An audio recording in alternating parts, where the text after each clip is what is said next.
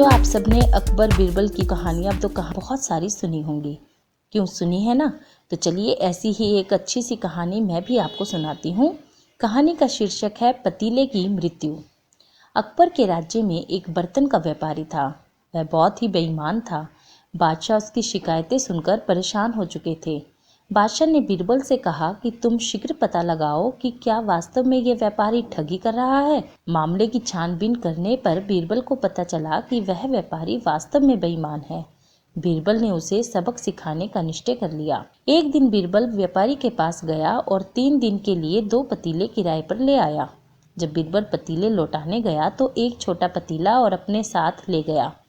तीनों पतीले व्यापारी को देते हुए कहने लगा, जनाब, तुम्हारे दोनों पतीलों ने एक छोटे पतीले को जन्म दिया है, इसलिए यह तुम्हारा है। आप इसे भी रख लीजिए। व्यापारी लालची था। उसने खुश होकर तीनों पतीले रख लिए।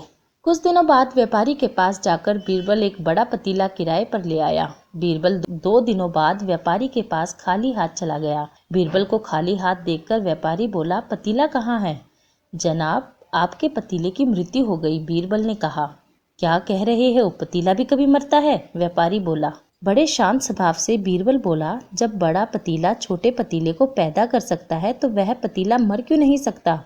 व्यापारी बीरबल की सारी बात समझ गया और उसने वादा किया कि भविष्य में वह कभी बेईमानी नहीं करेगा।